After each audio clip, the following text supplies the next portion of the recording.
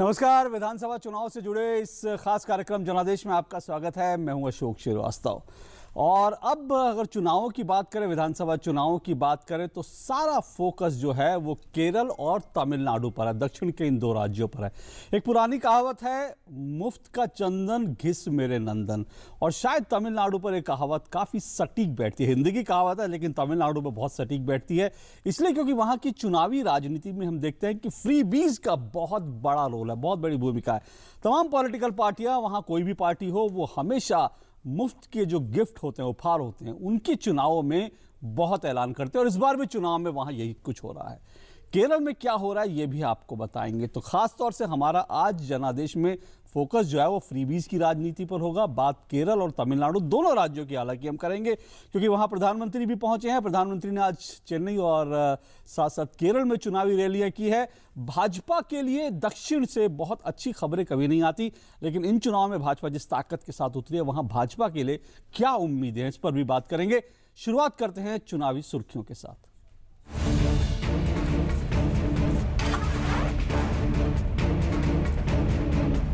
प्रधानमंत्री ने चेन्नई और केरल में की चुनावी रैलियां, भाजपा को बताया तीसरा विकल्प।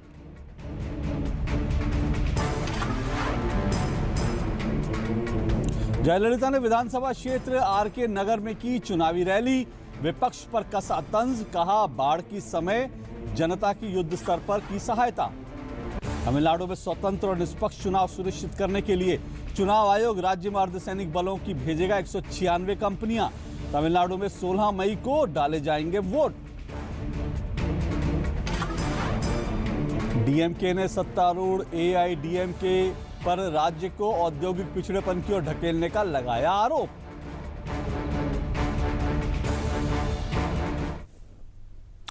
तो ये थी चुनावी सुर्खियां और शुरुआत करते हैं। और जैसे मैंने शुरू में आपको बताया कि प्रधानमंत्री आज उन्होंने तमिलनाडु और केरल में चुनावी रैलियां की हैं।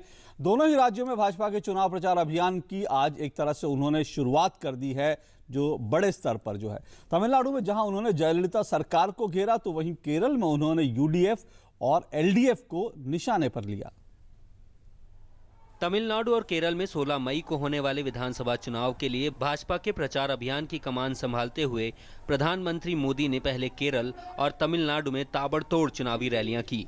उन्होंने केरल में रैली के दौरान एलडीएफ और यूडीएफ पर प्रहार करते हुए कहा कि दोनों ध्रुवों के बीच लुटती केरल की जनता के बीच इस बार बीजेपी ही एक विकल्प है। दोनों एक दूसरे को तय करते हैं कि ये 5 साल तेरा लूटना है, लूट ले, अगले 5 साल मेरा, तुम कुछ बोलना ना मैं लूटूंगा। ये सौदेबाजी चल रही है, देखिए सौदेबाजी चल रही है। अगर केरल को बचाना है, इन दो लोगों के बीच में एक मजबूत एम्पायर की जरूरत है। भारतीय जनता पार्टी को विजयी बनाइए, हमारे कार्यकर्ता खड़े रहेंगे और केरल को बर्बाद नहीं होने देंगे, ये मैं आपको विश्वास दिलाने आया हूँ। प्रधानमंत्री तमिलनाडु पहुंचे तो उनके निशाने पर थी जयललिता सरकार। बाढ़ के मुद्दे पर बोलते हुए उन्होंने कहा कि केंद्र सरकार उस विपत्ति के समय तमिलनाडु के लोगों के साथ खड़ी थी। आज हिंदुस्तान में कुछ भी होता है, दिल्ली तुरंत दौड़ करके आता है। जब चेन्नई में बाढ़ आई, मोदी तुरंत दौड़ करके आया था, ये आपने देखा है। प्रधानमंत्री ने इशारों में कांग्रेस और डीएमके पर चुटकी लेते हुए कहा कि 2G और कोयला घोटालों में संलिप्त जनता को लूटते रहे।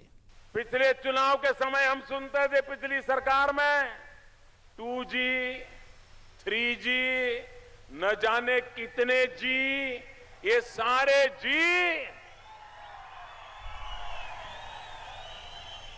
आसमान में से रुपये चोरी करते थे, तरंगों में से अरबों खरबों रुपया लूट लिया देश का। और 2G, 3G में तो बड़े बड़े खिलाड़ी तमिलनाडु से भी आए थे। भाजपा को केरल से काफी उम्मीदें हैं और बीडीजीएस के साथ गठबंधन कर उसने यहां 97 उम्मीदवारों को चुनाव में उतारा है। भाजपा को राज्य में खाता खोलने की पूरी उम्मीद है।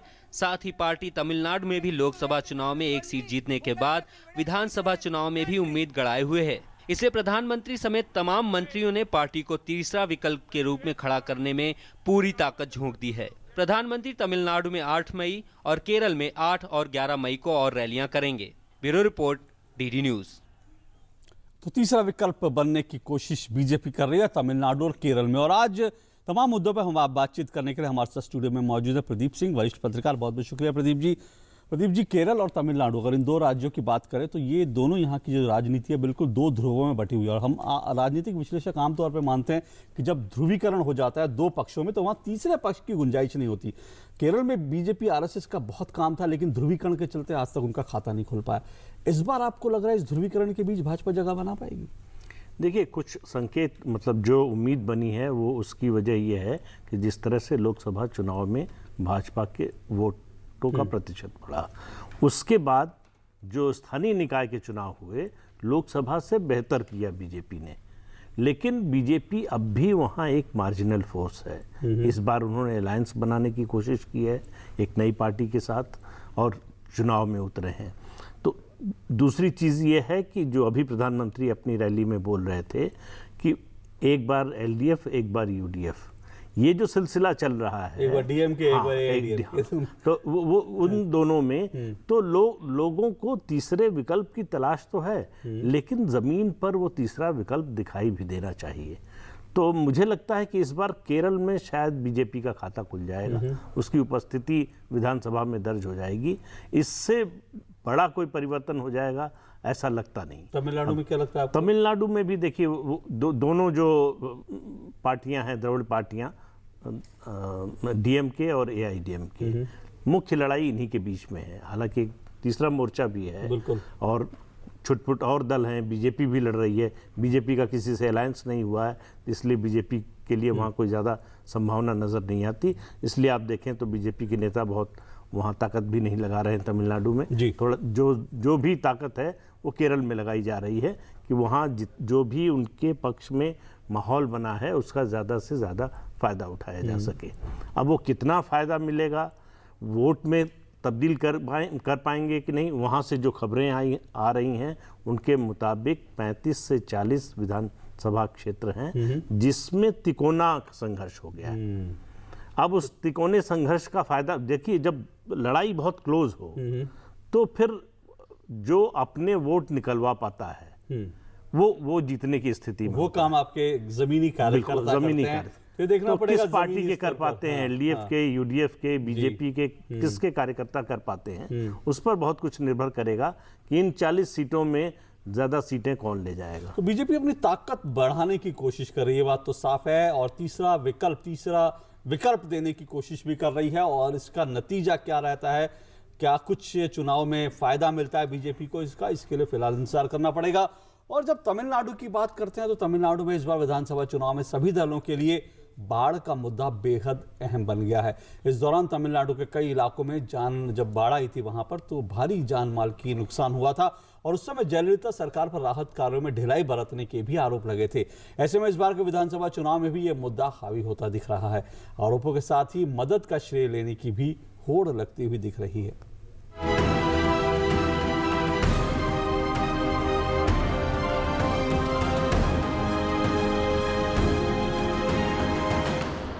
चेन्नई में जो आई बाढ़ है वो मुद्दा एक राजनीतिक मुद्दा बन गया है और चुनावी मुद्दा बनकर उभर कर सामने आ रहा है। और लगातार डीएमके और कांग्रेस ने खुलकर तमिलनाडु की सरकार और तमिलनाडु की मुख्यमंत्री जयललिता की आलोचना की है और कहा है कि उस वक्त जयललिता ना तो अपनी कॉन्स्टिट्यूएंसी गई लोगों का हालचाल पूछने के लिए और ना ही किसी तरीके से लोगों को राहत बांटने में कामयाब रही। और उस दौरान जिस तरह से तमिलनाडु में जो भी राहत का सामान भेजा जा रहा था उस पर जयललिता की सील लगी हुई थी, जयललिता का ठप्पा लगा हुआ था और ये एक राजनीतिक मुद्दा बन गया था। चुनाव प्रचार में भी ये मुद्दा उभर कर सामने आ रहा है और हर कोई इस मुद्दे को उछालने की पूरी कोशिश कर रहा है। केंद्र सरकार की तरफ से जो राहत मिली थी वो लोगों के लिए बहुत ही राहत का काम करती हुई नजर आई और लोग आज भी याद करते हैं कि किस तरह से खुद प्रधानमंत्री उस वक्त यहाँ पर लोगों से मिलने के लिए पहुंचे थे। तो चुनावी प्रचार के दौरान चेन्नई बाढ़ एक अहम मुद्दा है, एक अहम इश्यू है और खासकर आरके नगर जो इलाका है जहां से तमिलनाडु की मुख्यमंत्री जयललिता चुनाव मैदान में हैं, उस इलाके के लोग आज भी नाराज हैं क्योंकि वहां पर मुख्यमंत्री नहीं पहुंची। हालांकि कुछ हद तक राहत का सामान पहुंचा था। तो ये एक बड़ा मुद्दा बनकर सामने आ रहा है और हर राजनीतिक पार्टी जो है इसे भुनाने की पूरी कोशिश कर रही है। बीजेपी अपनी तरफ से पूरी कोशिश कर रही है, एक तीसरा विकल्प बनकर लोगों के सामने अपने आप को पेश कर रही है और भ्रष्ट रहित सरकार देने का पूरा वादा कर रही है। और प्रधानमंत्री नरेंद्र मोदी और केंद्र सरकार की जो योजनाएं हैं, जो केंद्र की योजनाएं हैं वो तमिलनाडु तक पहुंचे, तमिलनाडु के लोगों तक पहुंचे, इसका पूरा प्रयास बीजेपी की तरफ से जारी है। लेकिन अब देखना दिलचस्प होगा कि मई 16 को जब लोग वोट देंगे तो क्या ये मुद्दे उनके सामने होंगे। कैमरामैन गुरमीत के साथ आयशा खानम, डीडी न्यूज, चेन्नई। ये रिपोर्ट थी हमारी संवाददाता आयशा खानम की। एक छोटा सा ब्रेक लेते हैं, ब्रेक के बाद तमिलनाडु और केरल की कुछ और बातें करेंगे।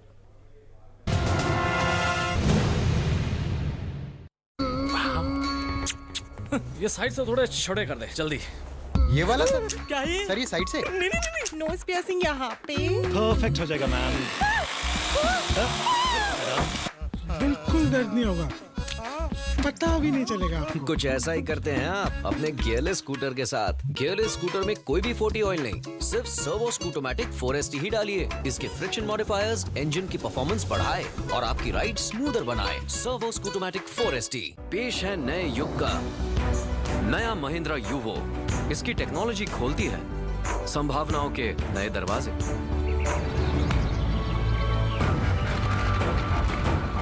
इसका पावरफुल इंजन करे ऐसी जमीन पे भी ज्यादा काम जो पहले कभी नहीं हुआ।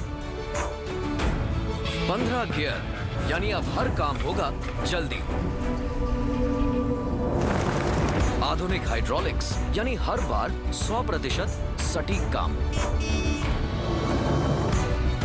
तो आगे बढ़ने के लिए नई टेक्नोलॉजी अपनाइए।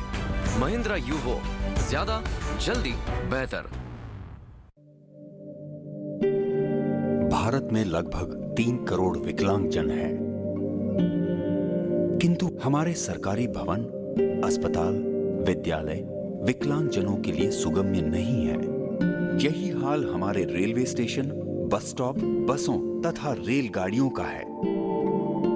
हमारी वेबसाइट्स यदि W3C सुगम्यता मापदंडों को पूरा नहीं करती तो वे दृष्टिबाधित और श्रवण बाधित व्यक्तियों के लिए पूरी तरह उपयोगी नहीं है। आइए हम बाधा रहित वातावरण का निर्माण करें। सुगम्य भारत अभियान। देश का प्रत्येक विकलांगजन अन्य सामान्य व्यक्तियों के समान स्वावलंबी होकर सम्मान और गरिमा के साथ जीवन यापन करे। सुगम्य भारत, सशक्त भारत। उंगली थाम के जिसने चलना सिखाया, कड़ी मेहनत करके हमको पढ़ाया, हमारी खुशियों को अपनी खुशी बनाया। जिंदगी के हर सुख दुख में जो एक साया बनकर साथ रहे, ढलती उम्र में इन्हें अकेला ना छोड़ें। ध्यान रखें, माता पिता एवं वरिष्ठ नागरिक भरण पोषण एवं कल्याण अधिनियम 2007 के तहत माता पिता की देखभाल करना हमारा कर्तव्य है और उनको बेसहारा छोड़ना एक दंडनीय अपराध है। सामाजिक न्याय और अधिकारिता मंत्रालय, भारत सरकार द्वारा जनहित में जारी। जनादेश में आपका एक बार फिर स्वागत है। हम तमिलनाडु और केरल की राजनीति की बात करें और तमिलनाडु की बात करें तो वहां की राजनीति में फ्रीबी पॉलिटिक्स का लंबा इतिहास है और हर बार की तरह इस बार भी राज्य की दोनों बड़ी पार्टियों ने अपने घोषणा पत्र में मुफ्त के उपहार देने का वायदा किया है। दोनों के घोषणा पत्रों में कई समानताएं हैं जिनमें कर्ज माफ करने से लेकर फ्री लैपटॉप देना तक शामिल है। क्या है दोनों पार्टियों के वायदे फ्रीबीज से जुड़े हुए, इस पर डालते हैं एक नजर। तो आप देखिए, AIADMK, DMK दोनों ने ही किसानों के कर्ज माफ होंगे। दोनों ने इसका ऐलान किया है। सभी राशन कार्ड होल्डरों को फ्री मोबाइल फोन मिलेगा, ये कहा AIADMK ने। और साथ साथ ये भी कि सार्वजनिक स्थलों में फ्री वाईफाई होंगे और फ्री वाईफाई सार्वजनिक स्थलों पर इसका वायदा DMK ने भी किया है। साथ ही सस्ते दामों में स्मार्टफोन का वायदा भी दोनों पार्टियों ने किया है। तो एक तरह से कह सकते हैं कि ये कॉपी पेस्ट सा लग रहा है। दोनों के घोषणा पत्र को आप देखें तो बहुत सारी फ्रीबीज जो है वो एक जैसी आपको दिखाई देंगी। AIADMK कहती है 10वीं और 12वीं के छात्रों को इंटरनेट के साथ फ्री लैपटॉप मिलेगा, तो उधर DMK कहती है कि विद्यार्थियों के लिए इंटरनेट के साथ लैपटॉप और टैबलेट मिलेगा। फिर एक बार जो है रिपीटिशन दिखता है। एआईडीएमके कहती है बेरोजगार स्नातकों के एजुकेशन लोन भी माफ होंगे, तो साथ साथ डीएमके भी कहती है कि एजुकेशन लोन माफ होंगे। और एआईडीएमके कहती है सस्ते दामों में दूध मिलेगा, तो डीएमके कहती है दूध के दाम 7 रुपए कम करेंगे। तो फिर एक बार ऐसा लग रहा है कि दोनों ने कॉपी पेस्ट किए या एक दूसरे के आइडियाज चुरा कर जो है वो अपने घोषणा पत्र में डाल दिए। एआईडीएमके कहती है हर महीने में 100 यूनिट फ्री बिजली देगी। डीएमके कहती है कि पावर लूम को मिलेगी 750 यूनिट तक फ्री बिजली। एआईडीएमके कहती है कि महिलाओं को मोपेड या स्कूटी खरीदने पर 50% सब्सिडी मिलेगी। साथ साथ शादी से पहले लड़कियों को सोने की एक गिन्नी दी जाएगी। यहाँ पे थोड़ा सा फर्क है। डीएमके कहती है हर महीने 20 किलो चावल फ्री दी जाएगी और साथ साथ कम आयु वर्ग के लोगों को घर बनाने के लिए 3 लाख रुपए तक की सब्सिडी मिलेगी। तो ये घोषणा पत्र जो है बहुत सारी समानता है प्रदीप जी, लेकिन फ्रीबीज की बाढ़ आ गई और कई बार लोगों को जो तमिलनाडु के बाहर रहते हैं उनको लगता हो कि भाई हम भी तमिलनाडु में रहते हो ज्यादा अच्छा रहता है। बिल्कुल, बहुत से लोगों को लगता है, लेकिन आप ये देखिए पिछले 2 चुनाव से तो हम देख रहे हैं कि इन घोषणाओं का वोटर पर के वोटिंग पैटर्न पे असर नहीं पड़ता। जो सत्तारूढ़ दल देता है वो जीत भी जाए ये जरूरी नहीं होता। डीएमके जब सत्ता में था तो उसने ऐसा किया। पिछली बार भी डीएमके ने इस तरह के बहुत से वायदे किए थे, लेकिन कोई उसका असर मतदाताओं पर पड़ा नहीं। और ये फ्रीबीज की बात जो ये तो घोषणा पत्र में की जा रही है वो हम जानते हैं। उसके अलावा आप देखिए इलेक्शन कमीशन जितने बड़े पैमाने पर कैश नकदी पकड़ रहा है तमिलनाडु में, तो 2 राज्य हैं देश के, आंध्र प्रदेश और तमिलनाडु, जहां नकद पैसे मतदाताओं को देकर लुभाने की कोशिश सबसे ज्यादा होती है चुनाव में। आप जैसे कह रहे हैं कि भाई सत्तारूढ़ पार्टी इस तरह की घोषणाएं कर दीजिए फर्क नहीं पड़ता, लेकिन यहाँ तो लग रहा है कि जो वोटर है उनकी तो दोनों तरफ से चांदी है, चित भी मेरी पट भी मेरी। कोई भी पार्टी आ जाए फ्रीबीज, देखिए वो फ्रीबीज के लिए, हाँ वो देखिए एक चीज होती है जो सत्ता में है वो जब वायदा करता है कि हम फिर आएंगे तो ऐसा करेंगे, उस पर थोड़ा कम भरोसा होता है लोगों को, क्योंकि आपको 5 साल दिए जी, अगर आपको करना था तो ये सब आप कर सकते थे, आपको आपके सामने कोई बाधा नहीं थी। विपक्ष